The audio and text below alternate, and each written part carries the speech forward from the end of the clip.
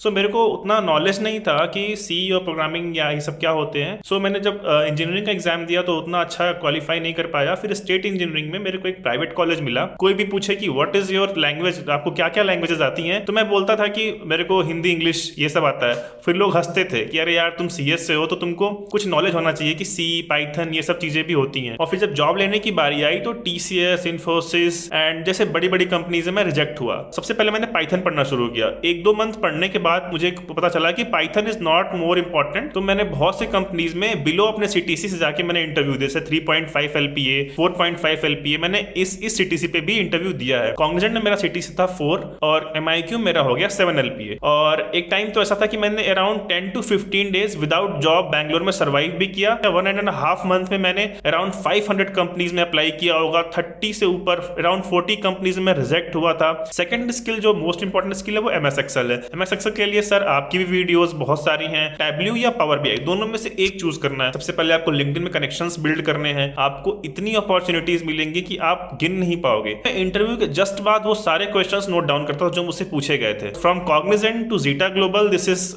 Hike of 400% जो कि मैंने 1 ईयर में अचीव किया है। ऑलराइट, तो आ गए हम एक नई पॉडकास्ट के साथ और आज हमारे साथ है शुभम सिंह जो कि प्रोग्रामर एनालिस्ट रह चुके हैं कॉग्निजेंट में, जिन्होंने अपना career as a programmer analyst start किया था कॉग्निजेंट के अंदर। आज वो बन चुके हैं डेटा एनालिस्ट। सिर्फ 1 साल के अंदर इन्होंने ये ट्रांजिशन लिया और जहां पर उनकी पहले सैलरी थी 4 लाख पर एनम की कॉग्निजेंट के अंदर, अब उनको मिला है 400% hike. 400% hike, can you imagine that? सिर्फ 1 साल के अंदर। ये सुनने में तो बहुत ही मजेदार लगता है और आसान लगता है, लेकिन मैं आपको बता दूं कि इन्होंने 500 से ज्यादा कंपनीज में अप्लाई किया और 40 से ज्यादा कंपनी से रिजेक्शन भी फेस करी। उसके बाद इनको एक सक्सेस मिली एज अ डेटा एनालिस्ट। ये पॉडकास्ट हर उस इंसान के लिए बहुत ही ज्यादा इंपॉर्टेंट होने वाली है जो लाइफ में कुछ गोल रखता है, जो नॉन आईटी से आईटी में आना चाहता है, स्विच करना चाहता है, अपनी जॉब में कहीं पर रुक चुका है, स्टक हो चुका है और आगे बढ़ना चाहता है और डेटा की फील्ड में आना चाहता है बिना कोडिंग या प्रायर नॉलेज के या एक्सपीरियंस के। तो ये पॉडकास्ट उन सब लोगों के लिए बहुत ज्यादा मैंडेटरी है, एंड तक देखना। So watch this podcast till the end. So Shubham, thank you so much first of all मेरी तरफ से और मेरी सारी की सारी जितनी भी ऑडियंस है, फॉलोअर्स हैं, उन सब की तरफ से आपको दिल से बहुत बहुत शुक्रिया कि आज आपने टाइम निकाला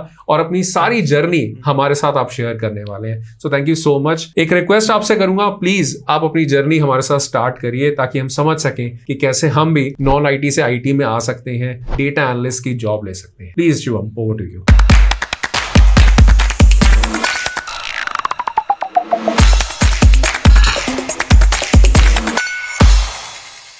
thank you Lokesh, thank you for having me on your channel. So मैं अपना इंट्रोडक्शन पहले शुरू करना चाहूँगा। मैं बेसिकली बिलोंग करता हूँ आजमगढ़ उत्तर प्रदेश से, जो कि एक डिस्ट्रिक्ट है बनारस के पास यूपी में, और मैंने 12th वहीं से करा था। मैंने 12th जो किया था वो फिजिक्स केमिस्ट्री मैथ बैकग्राउंड से ही था, बट मेरा जो एडिशनल सब्जेक्ट्स थे वो इंग्लिश और हिंदी थे। सो मेरे को उतना नॉलेज नहीं था कि सी और प्रोग्रामिंग या ये सब क्या होते हैं। सो मैंने जब इंजीनियरिंग का एग्जाम दिया तो उतना अच्छा क्वालिफाई नहीं कर पाया। फिर स्टेट इंजीनियरिंग में मेरे को एक प्राइवेट कॉलेज मिला जो कि Tier 3 है, इंद्रप्रस्थ इंजीनियरिंग कॉलेज। वहां से मैंने बीटेक किया। तो जब मैं ट्रेड ले रहा था तो मेरे को बस इतना चुनना था कि जहां पे मेरा प्लेसमेंट अच्छा हो जाए, मैंने वो ट्रेड ले लिया। सो उस टाइम पे गूगल पे दिखाया कि कंप्यूटर साइंस अच्छा है, मैंने कंप्यूटर साइंस ले लिया। और जब कंप्यूटर साइंस लिया तो फर्स्ट ईयर में जाके पता चला कि यहाँ पे लैंग्वेजेस होती हैं, पढ़ना पड़ता है C++, जावा। क्योंकि मेरी कंडीशन उस समय ऐसी थी कि कोई भी पूछे कि व्हाट इज योर लैंग्वेज, आपको क्या क्या लैंग्वेजेस आती हैं, तो मैं बोलता था कि मेरे को हिंदी इंग्लिश ये सब आता है। फिर लोग हंसते थे कि अरे यार तुम CS से हो तो तुमको कुछ नॉलेज होना चाहिए कि सी पाइथन ये सब चीजें भी होती हैं। तो वो मेरी कंडीशन थी फर्स्ट ईयर में। बट जैसे तैसे मैंने फर्स्ट ईयर तो क्लियर कर लिया और सेकेंड ईयर में आके मेरी डेटा स्ट्रक्चर्स में बैक आ गई थी, जो कि आप समझ सकते हैं कि मेरा क्या लेवल था कंप्यूटर साइंस के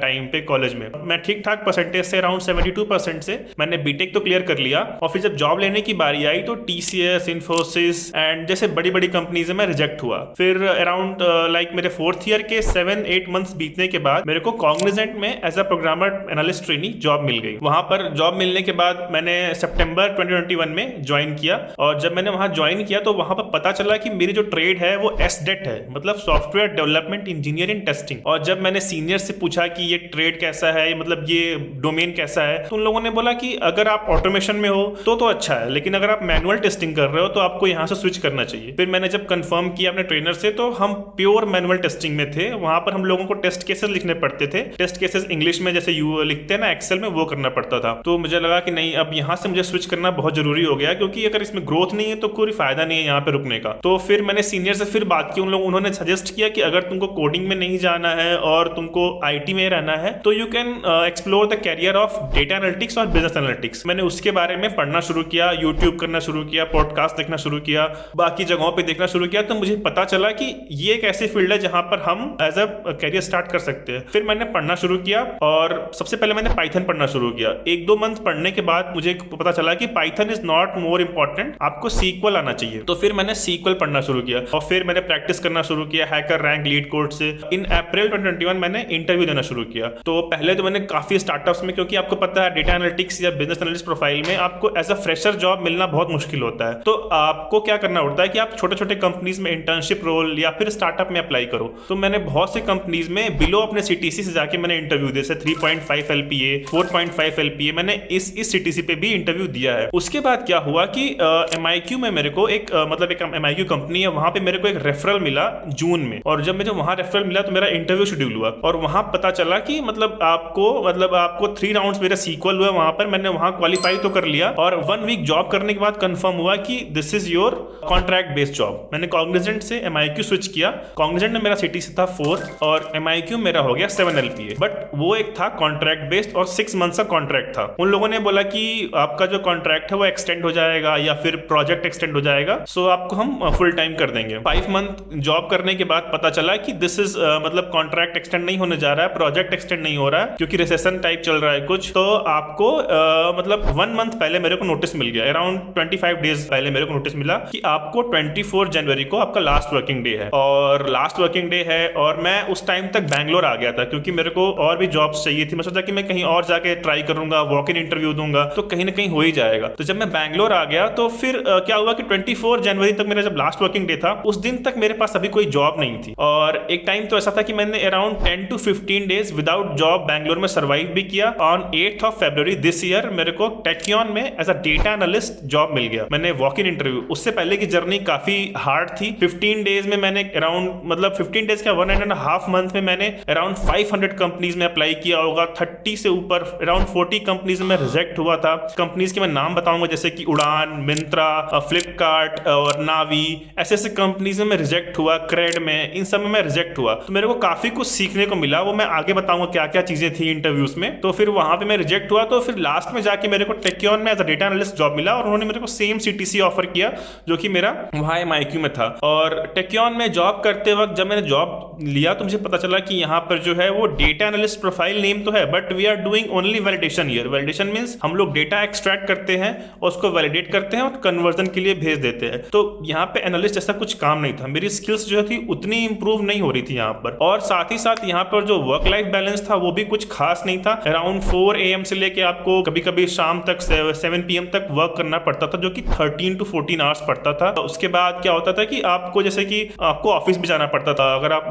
लेट जग रहे हो तो आपको ऑफिस जाना पड़ेगा। तो ऐसा कुछ था वहां पे। हेल्थ इश्यूज आने लगे मेरे को, और स्किल्स ग्रो नहीं कर रही थी। तो मैंने 4 मंथ्स में वहां पे मैंने स्विच लेने का ट्राई किया, और फिर मेरे को जीटा ग्लोबल से थ्रू नौकरी मेरे को कॉल आया था, naukri.com के थ्रू। मैंने एक ही इंटरव्यू दिया, मतलब टेक्योन में मैंने सिर्फ एक ही इंटरव्यू दिया, जीटा ग्लोबल। और मैंने जीटा ग्लोबल में लास्ट मंथ ही जून में स्विच किया है। और जहां पर मेरे को, अगर मैं सीटीसी की बात करूं तो मेरे को 14 to 16 LPA का सीटीसी है मेरा यहाँ पर। From Cognizant to Zeta Global this is hike of 400%, जो कि मैंने 1 ईयर में अचीव किया है। बहुत ही जबरदस्त, बहुत ही जबरदस्त शुभम। मतलब मजा आया आपकी जर्नी सुनने में, और जो आपने स्ट्रगल बताया कि 500 कंपनीज में आपने अप्लाई किया, 40 रिजेक्शन। ये एक ऐसा टाइम होता है कि जब कोई भी यहाँ पर डिमोटिवेट हो सकता है, बट आई थिंक आप नहीं हुए। आपने उस चीज को बहुत ही अच्छे से सर्वाइव भी किया, and you bounce back, which is very very important. तो ये तो एक चीज रही, ठीक है। ये जो आपका फेज था, ये रिजेक्शन वाला, उस टाइम पे आपने क्या क्या चीजें सीखी? क्योंकि ये फेज ऐसा है जो कि आई थिंक हर एक इंसान के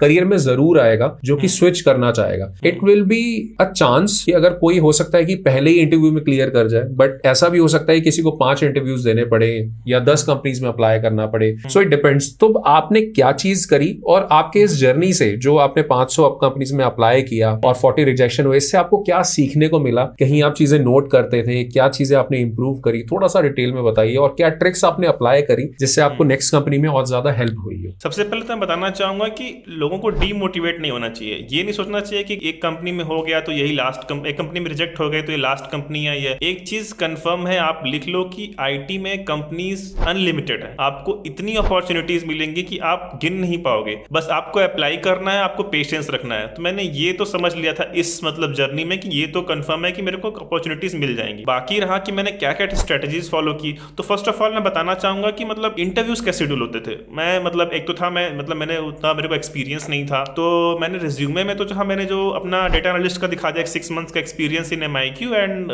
मैंने 1 ईयर अराउंड काम किया था। अराउंड 10 मंथ्स मैंने कॉग्निजेंट में काम किया था, तो वो एक्सपीरियंस था। प्लस मैं क्या करता था कि मैं HRs को या फिर जिस कंपनी में ओपनिंग है उस कंपनी के मैनेजर्स को और एम्प्लॉइज को डायरेक्टली लिंक्डइन पे कांटेक्ट करता था और उनसे जो है मैं रेफरल मांगता था। तो उससे मेरे को काफी हेल्प हुआ। अगर एक ने नहीं किया तो दूसरा, तीसरा, मतलब अराउंड 10 to 15 लोगों से मैं बात करता था हर कंपनी में। और दिन में मेरा यही काम था सुबह से लेकर शाम तक कि लोगों से बात करनी है, लोगों को रेफरल के लिए मतलब आस्क करना है। अगर वो रेडी होता तो ठीक है, और जब तक रेफरल नहीं कर रहे तब तक मैं दूसरे तीसरे से बात करता ही रहूंगा। तो कभी कभी ऐसा होता था कि 2-3 लोग रेफर कर देते थे एक ही कंपनी में, तो ये होता था। और इंटरव्यू शुरू होने के बाद क्या होता था कि अगर मैं रिजेक्ट हो गया, जैसे कि मैं आपको नावी का एग्जांपल देना चाहूंगा। नावी में क्या हुआ था, नावी एक फाइनेंशियल कंपनी है, फाइनेंशियल सर्विसेज कंपनी है। उसमें क्या हुआ था कि मैंने सीक्वल तो कर लिया था, मेरा सीक्वल ठीक ठाक था, मैंने सीक्वल का फर्स्ट राउंड क्वालिफाई कर लिया। सेकंड राउंड में उन लोगों ने सीक्वल के साथ पाइथन रख दिया कि आप जो चीजें सीक्वल में करके दिखा रहे हो उसको पाइथन में करके दिखाओ। तो मेरा पाइथन प्रिपेयर्ड नहीं था। अब मुझे लगा कि अब मैं सोच रहा था कि पाइथन जैसे मैं